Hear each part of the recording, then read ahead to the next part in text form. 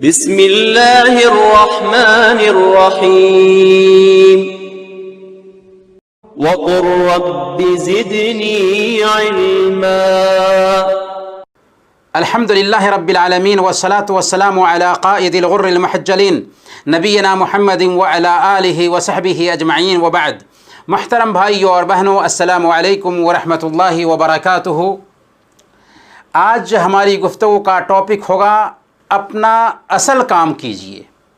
ہمارے آقا رحمت دو عالم صلی اللہ علیہ وسلم ہماری بھلائی اور خیر خواہی کے بہت زیادہ حریص تھے۔ دن رات آپ کو یہی فکر ستا رہی ہوتی کہ کیسے ہماری امت دنیا اور آخرت میں کامیاب ہو جائے۔ چنانچہ جب وحی اترتی اور کوئی پریشان کن معاملہ ہوتا تو اسی وقت اللہ کے نبی صلی اللہ علیہ وسلم ممبر پر چڑھتے اور صحابہ سے خطاب کرتے ہوئے حالات کی نداقت بیان کرتے تھے۔ ایسا ہی ایک واقعہ سیدہ عائشہ صدیقہ رضی اللہ تعالی عنہا نے بیان کیا ہے۔ صحیح ابن حبان کی روایت ہے، سیدہ عائشہ صدیقہ رضی اللہ تعالی عنہ بیان کرتی ہیں کہ ایک دن اللہ کے رسول صلی اللہ علیہ وسلم ہمارے پاس تشریف لائے۔ میں نے آپ کے چہرے سے بھانپ لیا کہ کوئی خاص بات ضرور ہے۔ آپ نے وضو کیا، کسی سے کوئی بات نہیں کی اور گھر سے نکل گئے، مسجد گئے۔ میں نے دیوار سے کان لگا لیا کہ آپ جو کچھ فرمانا چاہتے ہیں اسے سن سکوں۔ آپ ممبر پر بیٹھے اور اللہ تعالیٰ کی حمد و ثنا بیان کرنے کے بعد فرمایا، یا ایھا الناس ان اللہ تبارک و تعالی یقول لکم مروا بالمعروف وانہوا عن المنکر قبل ان تدعونی فلا اجیبکم وتسألونی فلا اعطیکم وتستنصرونی فلا انصرکم۔ اے لوگو، اللہ تعالیٰ تمہیں فرماتا ہے کہ بھلائی کا حکم دو اور برائی سے روکو اس سے پہلے کہ تم دعا کرو اور میں تمہاری دعا قبول نہ کروں، مجھ سے سوال کرو اور میں تمہارا سوال پورا نہ کروں، مجھ سے مانگو اور میں تمہاری مدد نہ کروں۔ سیدہ عائشہ صدیقہ رضی اللہ تعالی عنہ فرماتی ہیں کہ آپ نے اس کے علاوہ اور کچھ نہیں فرمایا اور ممبر سے اترا ہے۔ محترم بھائیوں اور بہنوں، ذرا تصور کرو،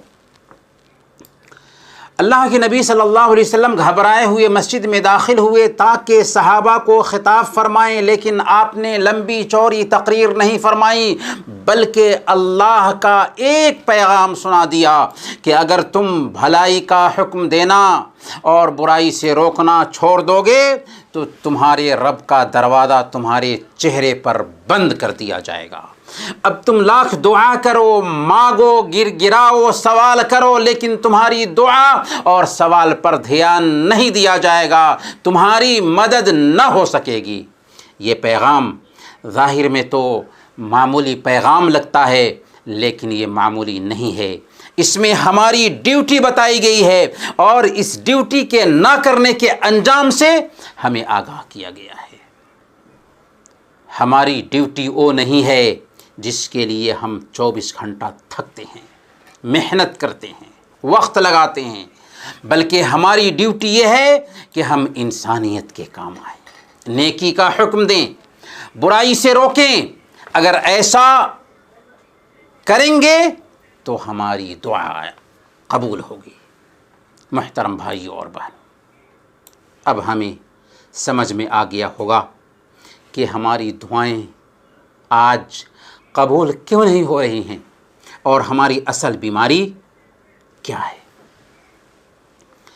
وہ مسلمان بڑا ہی خوش نصیب ہے جو اسلام کو سیکھتا ہے، اسلام پر چلتا ہے، اسلام پر عمل کرتا ہے اور اس کی طرف دوسروں کو دعوت دیتا ہے، اور اگر کسی نے الٹی سیدھی بات کہہ دی تو وہ آپے سے باہر نہیں ہوتا بلکہ صبر کرتا ہے۔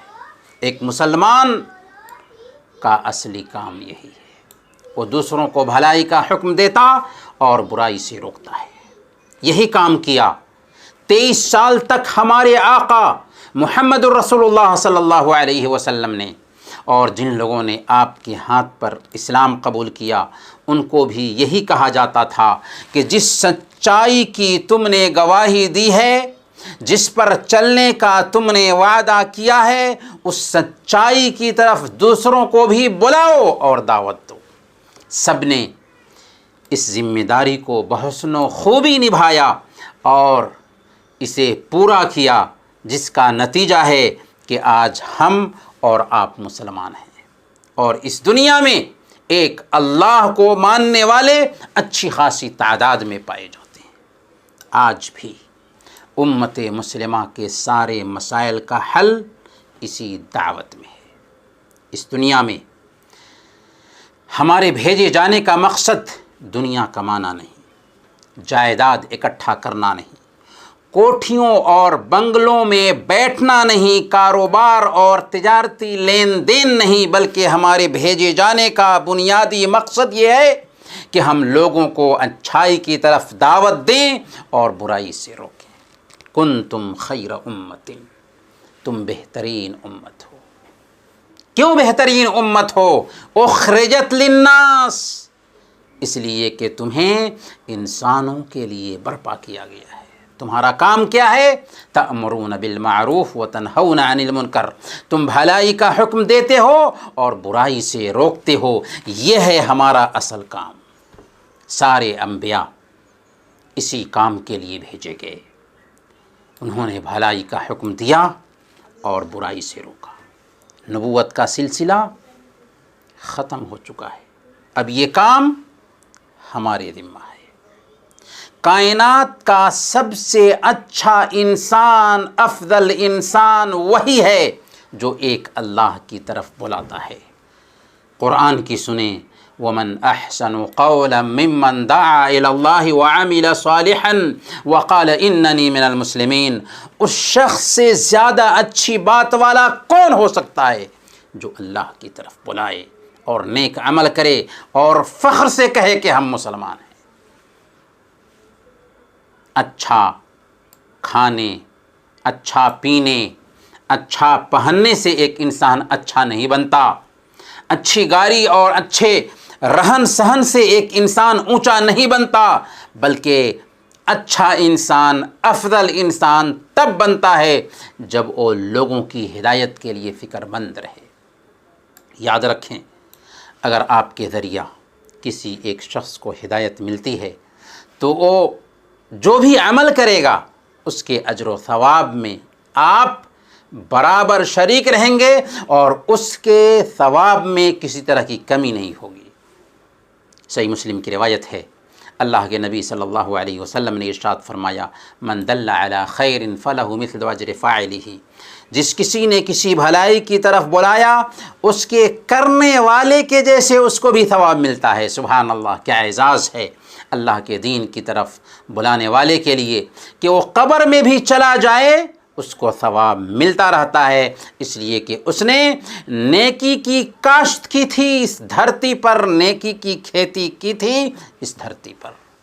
ایک انسان محض دعویٰ کرنے سے کامیاب نہیں ہوتا، بڑے بڑے القاب سے کامیاب نہیں سمجھا جاتا، بلکہ اصل کامیاب وہ ہے جو لوگوں کو ایک اللہ کی طرف بلاتا ہے، ان کی ہدایت کے لیے فکر مند رہتا ہے۔ سورۃ العصر کو پڑھیے، اس سورہ میں اللہ رب العالمین قسم کھا کر کہتا ہے، والعصر ان الانسان لفی خسر الا الذین آمنوا وعملوا الصالحات وتواصوا بالحق وتواصوا بالصبر۔ قسم ہے زمانے کی، انسان گھاٹے میں ہے، سارے انسان گھاٹے میں ہیں۔ فائدے میں کون ہے؟ جن میں 4 اوصاف پائے جاتے ہوں: ایمان، عمل، دعوت اور صبر۔ یہی 4 اوصاف جس کے اندر اکٹھا ہو جائیں وہ اصل میں کامیاب ہیں۔ اللہ تعالیٰ نے فرمایا سورہ آل عمران آیت نمبر 104، وَلْتَكُن مِّنكُمْ أُمَّةٌ يَدْعُونَ إِلَى الْخَيْرِ وَيَأْمُرُونَ بِالْمَعْرُوفِ وَيَنْهَوْنَ عَنِ الْمُنكَرِ وَأُولَٰئِكَ هُمُ الْمُفْلِحُونَ۔ تم میں سے ایک جماعت ایسی ہونی چاہیے جو بھلائی کی طرف بلائے اور نیک کاموں کا حکم دے اور برائی سے روکے، اور یہی لوگ کامیاب ہونے والے ہیں۔ کامیاب کون ہونے والے ہیں؟ وہ کامیاب ہونے والے ہیں جو بھلائی کا حکم دیتے ہیں اور برائی سے روکتے ہیں، جو دعوت کا کام کرتے ہیں، وہی کامیاب ہیں۔ اس کام سے غفلت کا نتیجہ ہے کہ آج اللہ ہم سے ناراض ہے۔ جی ہاں، ہمارا رب ہم سے ناراض ہے اس لیے کہ ہم نے دعوت میں کوتاہی برتی ہے۔ سنن ابی داؤد کی روایت ہے، اللہ کے نبی صلی اللہ علیہ وسلم نے ارشاد فرمایا، ما من قوم يعمل فيهم بالمعاصي ثم يقدرون على ان يغيروا ثم لا يغيرون الا يوشك ان يعمهم الله بعقاب۔ جس قوم میں نافرمانی کے کام ہو رہے ہوں اور روکنے پر قادر ہوں مگر منع نہ کرتے ہوں، تو قریب ہے کہ اللہ تعالیٰ اس سبب سے ان سب کو عذاب کی لپیٹ میں لے لے گا۔ بلکہ ایک آدمی جب امر بالمعروف اور نہی عن المنکر کے فریضہ سے غفلت برتتا ہے تو اس کی دعائیں بھی قبول نہیں ہوتیں، جیسا کہ ابھی ہم نے حدیث سنی۔ ایک اور حدیث سنیے، سنن ترمذی کی روایت ہے، اللہ کے نبی صلی اللہ علیہ وسلم نے قسم کھاتے ہوئے فرمایا تھا، والذی نفسی بیدہ لتأمرن بالمعروف ولتنہؤن عن المنکر او لیوشکن اللہ ان یبعث علیکم عقابا منہ ثم تدعونہ فلا یستجیب لکم۔ اس ذات کی قسم جس کے ہاتھ میں میری جان ہے، تم ضرور نیکی کا حکم کرتے رہو اور برائی سے روکتے رہو، ورنہ قریب ہے کہ اللہ تعالیٰ تم پر ایسا عذاب اتار دے کہ پھر تم دعا بھی کرو تو اللہ تعالیٰ تمہاری دعا قبول نہ کرے۔ محترم بھائیوں اور بہنوں، آپ سے اخیر میں مخلصانہ گزارش کریں گے، عاجزانہ گزارش کریں گے کہ دعوت کے لیے کچھ وقت نکالیے۔ یہ موجودہ وقت کی مانگ ہے کہ ہم اپنے اصل کام پر دھیان دیں۔ ہمارا اصل کام دعوت ہے، اسی میں ہمارے تمام مسائل کا حل موجود ہے، اسی میں ہماری سربلندی کا راز ہے اور اسی میں ہماری نجات بھی ہے۔ اللہ ہمیں اس کی توفیق عطا فرمائے۔ وصلی اللہ علی نبینا محمد وعلی آلہ وصحبہ اجمعین۔